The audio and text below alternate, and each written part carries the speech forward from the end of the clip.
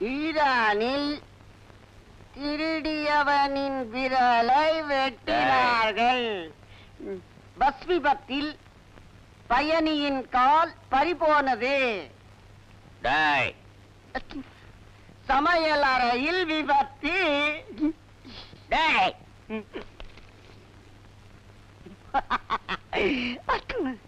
டேய், மரியாதை மனசோட இருக்கணும்டா.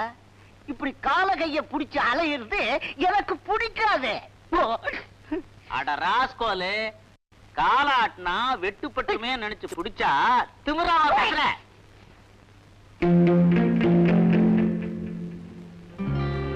உங்க முதலாளிக்கு என்ன பிடிக்கும்? அவருக்கு ஒவ்வொரு நாளைக்கு ஒவ்வொரு ரகம் பிடிக்குமுங்க. ரகம்னா சமையல் ரகம் தானே? அவங்க நீங்க எல்லாருமே ரொம்ப நாளா வேலை செய்றீங்களா? கால பூராமே இந்த பங்களா காம்பவுண்டுக்குள்ள தானே? ஆமாங்க. வெளியில எங்கேயுமே போறது இல்லையா? இல்லைங்க. நீங்க இப்ப எப்படியோ அப்படித்தான் நாங்களும் ஆயுசுக்கும் அடிமைதானா? ஆமாங்க. அம்மா, ஒல வைக்கிறவனுக்கே ஒல வச்சுக்காதீங்கம்மா.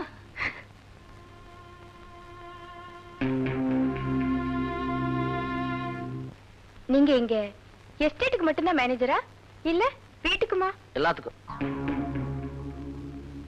உங்க முதலாளி எங்க போயிருக்காரு? வெளியே.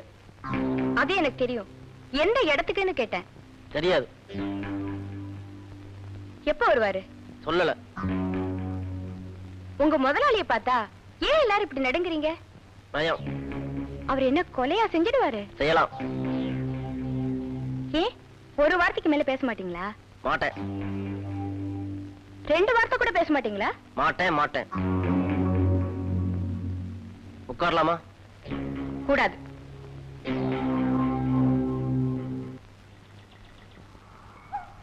மறிக்கொழுந்து இப்படி வாயி. என்னையா? நல்ல வேலை, கிட்டுவோட பேசிட்டு இருக்கும்போது முதலாளியை பத்தி நான் ஏதாச்சும் வளரி இருப்பேன். அதுக்குள்ள அவர் சம்சாரம் வந்துட்டாங்களா, கப்சிப்புன்னு வாயை மூடிட்டே.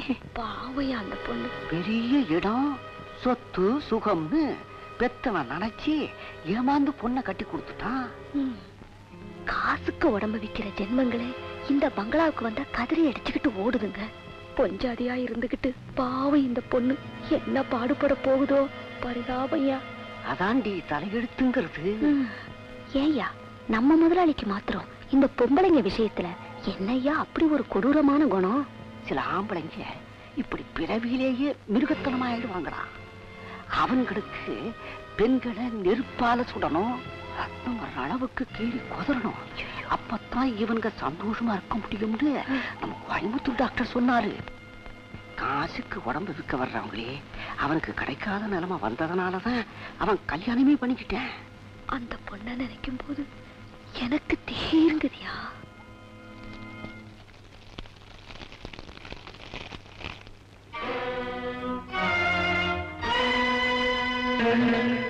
அம்மா, நீ ரொம்ப புண்ணியம் செய்திருக்கணுமா, இப்படிப்பட்ட ஒரு புருஷன் உனக்கு கிடைக்கிறதுக்கு.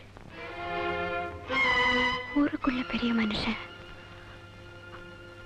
ஆனா உள்ளுக்குள்ள. அதனால எனக்கு நார்மலான அன்பிலேயோ பாசத்திலேயோ நம்பிக்கையே இல்லாம போயிருச்சு. கடவுளே,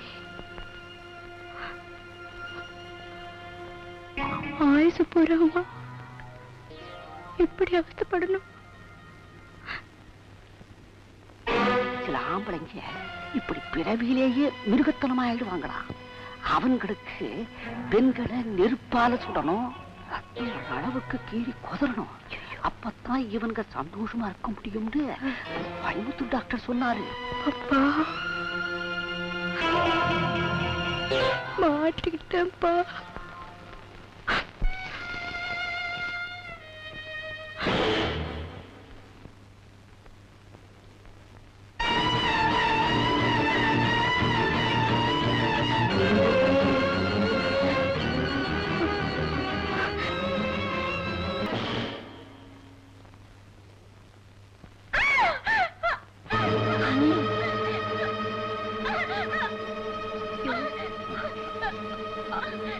அந்த பொண்ணு அலர்ன சத்தம் கேட்கல. பாவையா அந்த பொண்ணு என்ன பாடுபடும். அதுக்கு நாம என்னடி செய்ய முடியும்? யோ யோ, உனக்கும் முதலாளி குணம் தொத்திக்க.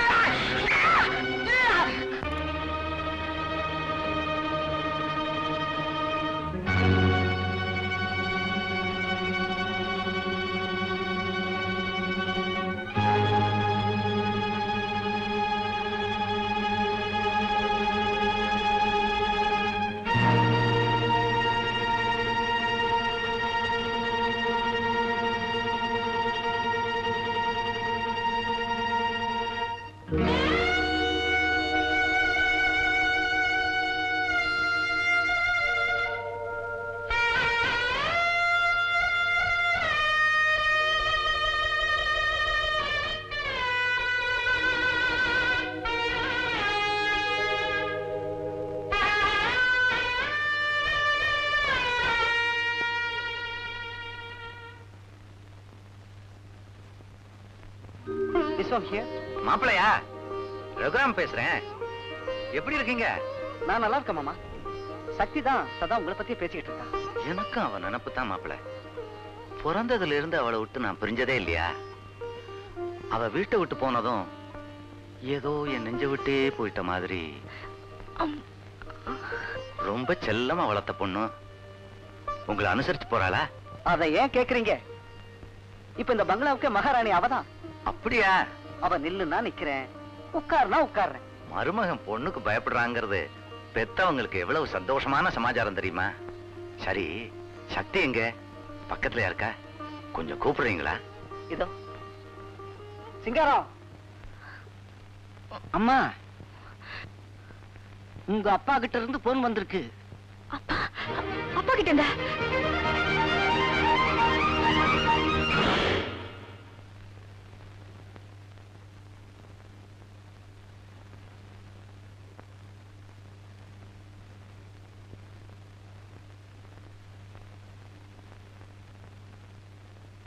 ஹலோ அப்பா. சக்தி, என்னம்மா மாப்பிளைய படாத பாடுபடுத்தி வைக்கிறியாமே? பாவம்மா, அனுசரிச்சு போய்க்கம்மா. அப்படிலாம் ஒண்ணும் இல்லப்பா. வந்துப்பா வந்துப்பா.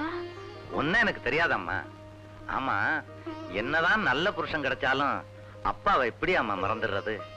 உங்ககிட்ட இருந்து ஒரு லெட்டரோ போனோ எதுவுமே இல்லையம்மா. அப்பா, என்ன சித்திரவதை பண்ணி கொண்டுடுவாரு போல இருக்குப்பா. அவர்கிட்ட இருந்து என்ன காப்பாத்தீங்கப்பா. எப்படியாவது வந்து கூட்டிட்டு போங்கப்பா. ப்ளீஸ் ப்ளீஸ் அப்பா.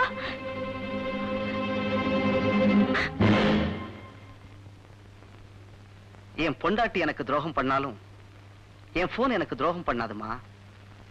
கட்டாக வேண்டிய நேரத்துல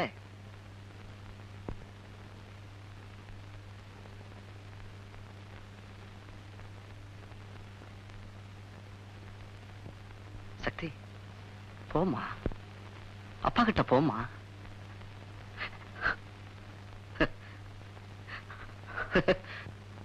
மரி மறி கொடுந்து என்னையா பகல்லையே குரல்ல டேஞ்சர் லைட் தெரியுது? மரி, உன்னை கல்யாணம் பண்ணிக்கிட்டதே இந்த முடிக்காகத்தான். கொழுந்து கொஞ்சம் லூலுமா. கல்யாணமான மறுநா ராத்திரி என் கட்டில்ல படுத்துக்கிட்டு நீ என்ன சொன்ன? தள்ளிப்படு. அது முதல்ல. அதுக்கப்புறம் 10வது நிமிஷத்துல போலாம் கொஞ்சம் லூலுமா.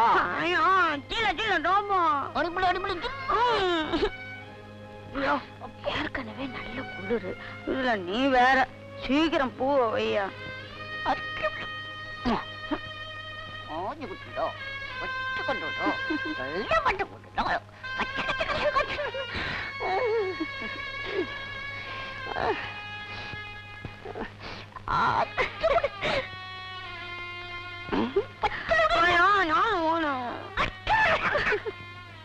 மறுக்குழந்தை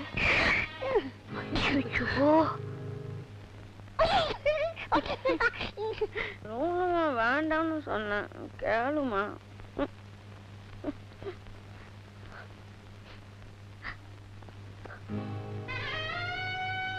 அம்மா, எனக்கு ஒரு உதவி செய்வியா? என்னம்மா?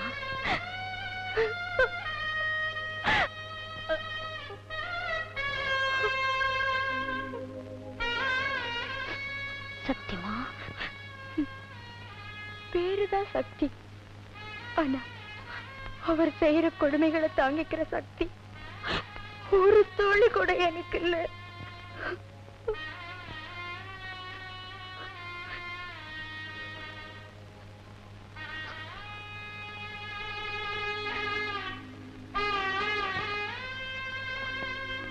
எங்க அப்பாவுக்கு இந்த லெட்டர் எழுதியிருக்கேன். எப்படியாச்சும் இது போஸ்ட் பண்ணிட்டீங்கன்னா போதும், எனக்கு விடுதலை கிடைச்சிடும். வந்துமா, முதலாளி வேலைக்காரங்க குழந்தைங்களை எல்லாம் படிக்க வைக்கிறேன்னு சொல்லி எங்க குழந்தைங்களை எல்லாம் அவர் கட்டின ஸ்கூல் ஹாஸ்டல்ல அடைச்சு வச்சிருக்காரு. அவர் சம்பந்தமா நாங்க மூச்சு விட்டாலும் போதும், எங்க குழந்தைங்க உயிருக்கே ஆபத்துமா. குழந்தை? ஆமாமா, அந்த ஆளு மூளைக்கு 1000 வழி தெரியும். அவரை மீறி நீங்க யாரும் ஒண்ணும் செய்ய முடியாது இல்ல? சரி, உயிரோட இருக்கிற வரைக்கும் தானே இந்த சித்திரவதை. நில்லுமா, லெட்டர் கொடுமா. நீ நிம்மதியா இருமா.